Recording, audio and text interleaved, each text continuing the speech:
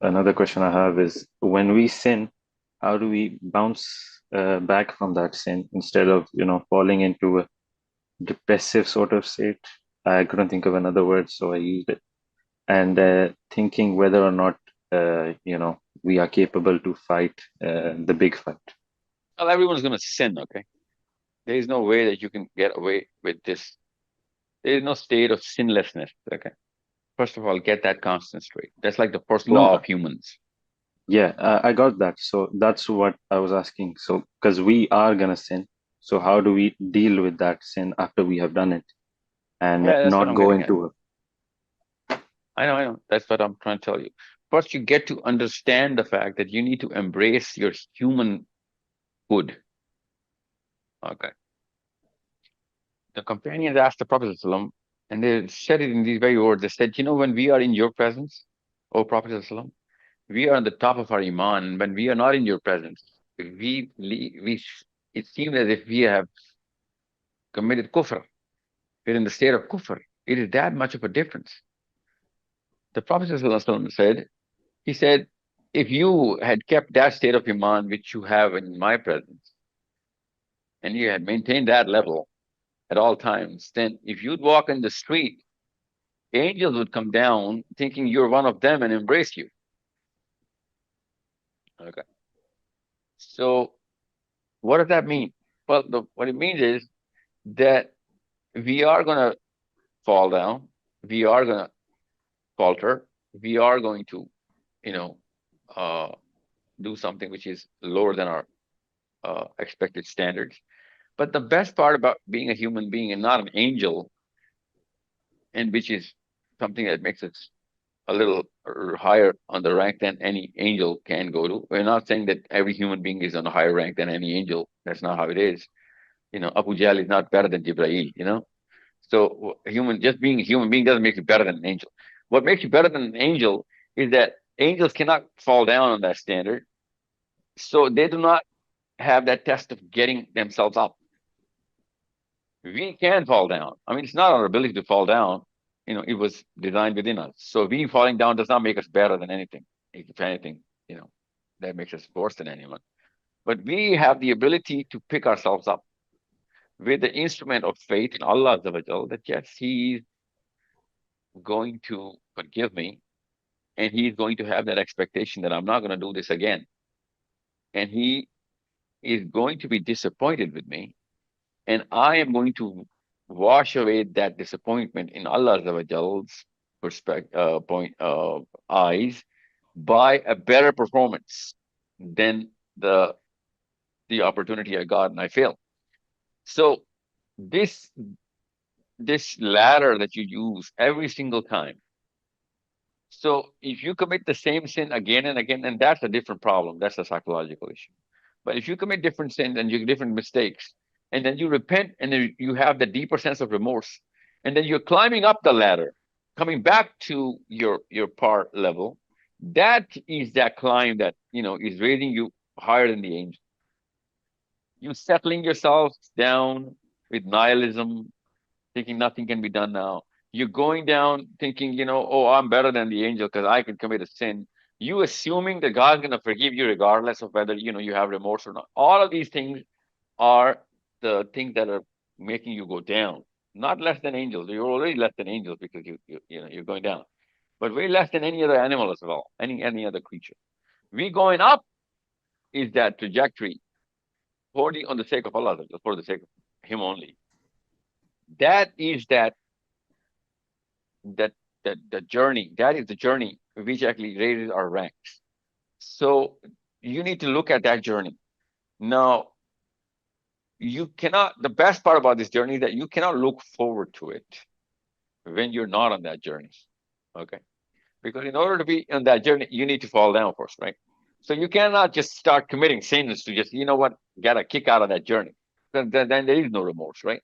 Remorse is that you are already repenting. So Tauba has a prerequisite. There is no empty hollow shells in this gun. Okay. Tauba only works when you are so disappointed with yourself, so ashamed, So ashamed that you can't even pick your head up in front of the mirror. Only then you can go towards Tauba. Okay. The other kind of Tauba that we are getting used to is the is the is the first part I was talking about. That if you justify it already, or you assume that it's going to be forgiven already, then you're never going to come out. So you need to be so ashamed, and you cannot lecture anybody to be ashamed, right? Shame comes from within. If you are ashamed, then you know it. You don't need a lecture for this. So I cannot tell you how to be ashamed. What I'm telling you that if you do not have that shame and you are less than shameful, justifying it or or getting that little sense of achievement that yeah, you know what? Now I'm gonna better be better than angels. Then I'm sorry, you you don't have the right you know philosophy for this whole uh, hierarchy of how and who is placed where. So remorse, that's what we call remorse, is that shame that we have. You should be throwing up when you're alone about the things that you've done. And I and your father, your mother, or friends cannot make you throw up, right? That comes from within. So you develop that shame by understanding and envisioning standing in front of Allah and the Prophet, standing in front of a billion, trillion angels and billion, trillion human beings. Imagine all of them seeing or getting to know about your sins. Imagine the embarrassment. Imagine the shame. You better imagine it every single morning. Spend 5 minutes as soon as you wake up. Imagine the scenery of the day of judgment. 5 minutes. Okay. No, don't do it for more than 5 minutes, but do it for 5 minutes. Don't do it for 4 minutes. Before you do anything, wake up. Whenever you wake up, just close your eyes. Imagine the day of judgment. Imagine things going on. Every single day that you can do this, within 3 months or 4 months, within that, you're going to get those kind of details and those kind of pixels in that picture in your vision that you'll be amazed as to how clear this thing becomes. And that is the time when you're going to start to imagine. I mean, you know the reality of all of this, and then you'll be like, oh my, I cannot be ashamed in front of so many people. Let me give you an example. Yesterday, you committed a sin, a very minor or even a major sin, but you committed that in privacy. And somehow there are 5 people in this room. I start talking about this in front of these 4 people right in front of you. Imagine what you'd be going through at that time. Imagine how embarrassing that spree of my words would be, and those that time would stop for you, and you would feel like killing yourself. And I'm just talking about yesterday. Okay, I'm not talking about all your life and whenever. So this is going to be in front of every human being that you will be discussed. And it is Allah Azza wa Jall's grace that He might not. I mean, He would He protect you by not disclosing your affairs to people, and pray for that every day, because there will be some people who Allah would whisper, just like standing right nose to nose, and He'd be whispering in our ear about what we did. There will be some people, but people who do not have that remorse in this planet, in this life, they would be announced. And if I go right now in, let's just say, South Africa and die there and get buried there, I won't be raised in South Africa. I'll be brought in wherever I had lived and committed all of those acts, so that people would know that this is the man who affected us. That's the day of embarrassment. So unless you have that picture, you're not going to have that kind of shame inside. And if you don't have that shame inside, you're not going to have that remorse. If you do not have that remorse, you know, you're going to keep yourself in that loop, and you from one sin to a bigger sin to the biggest sin. That's the cycle you're going to be on. And you'll see that the more you're going to sin, the less you're going to have remorse. And the less you're going to have remorse, the bigger you're going to have, the more energy you're going to have to sin even more. So I'll give you a little example. There's this guy who was caught committing adultery, and he went to Umar al Khattab, obviously was sentenced, and he said, "Oh, Amir al Mu'mineen, oh Umar al Khattab, please forgive me. For Allah only always forgives the first time. Give me a second chance. The first time I committed this." And Umar al Khattab says, This could not have been the first time. You're lying right now because Allah protects you the first time. It's only you become an addict to this sort of crime or any crime that you actually lose the shame. And when you lose the shame, Allah exposes you. He started crying and he says, so you were so right. It is not the first time. I was lying. It's not the first time.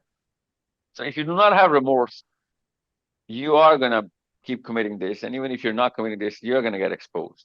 And that embarrassment would help you getting that remorse. And you'll be thinking, Allah embarrassed me. Well, Allah didn't embarrass you. Allah does not get anything from your embarrassment. Allah did this embarrassment in this planet, with a few hundred people or less or more, so that you can be saved from that embarrassment. He's training you right now. Before we were born, I said, we asked for certain things from Allah. The Quran says that. And Allah told us that if you want this, for example, if I want strength, then Allah said, I'm going to put you through some gym training in this planet. If we ask for courage, Allah told us, okay, I'm gonna develop courage. I'm not gonna make you be born a mutant, right? You're gonna go through a cycle. If you want courage to do whatever you want to achieve, which I'm telling you, which you're promising me, I'm gonna send you to this planet, and you're gonna develop courage, obviously through going through whatever activities that develop courage. But as soon as we go through those little events, we start blaming our luck and fate, start doubting Allah. Even though He is the one who asked, yeah, I need to be the courageous leader and warrior and whatever. So we need to be trained into this. So whatever calamity befall upon you, befalls upon you, or whatever hurt that you get, or whatever problem that you face, they are the training grounds. These problems train you into becoming that guy who is going to be eligible for the purpose that you were given before we were born. So just like that, if you're getting embarrassed here, you do not have you haven't developed the remorse. So you might just get that shock treatment and you get embarrassed. You feel that this is the kind of embarrassment, obviously multiplied by a gazillion on that day. And I don't want to be embarrassed on that day. I better be embarrassed here. So let's just go through that training right now. So I'm giving you a long answer so that you understand this is a one problem Muslim girls and boys have lost. I'm telling you this right now. It's not a human problem. It's a Muslim problem. Because human beings in other religions, I swear to you, I know them in enough of a sample to know that Muslims have disrupted their culture somewhere, somehow. We do not punish ourselves for our own crimes. I'm telling you this right now. We should be disgusted with our own selves in our own solitude. We should be crying and be literally puking in our own solitude with no one is looking because of the crime that we committed. That's the punishment that human beings should go to. And non-Muslims are going through this in a lot of cultures without any kind of, Quran or any kind of religious theology running through their blood. No, they just do it through their fitrah. We've somehow corrupted the fitrah and we don't feel that remorse for our own crimes. So Hussein al-Islam said that you're only a moment if you are as much of a moment in solitude which you are in public, because a lot of people pose in front of public, right? So in solitude, if you're not practicing those standards, you're not a moment. I'm sorry, you're faking it. Allah in the Quran says, Ya ayyuhalladhina amanu, aminu. Imagine the verse. Ya ayyuhalladhina amanu, all people who believe. Aminu, believe. So you cannot be a moment unless you are as much of a moment in solitude, when you're alone in your own privacy. Okay. That you are in public. So it is rather simple to understand, but very hard to practice because it's a fight between you and your own self. Crime and punishment, both have to come from within you and your own self, for your own self. You do not, or anybody does not have the right to judge anybody else or impose punishment or even recommend it if he does not do it for his own self in his own time. Okay, you need to understand this.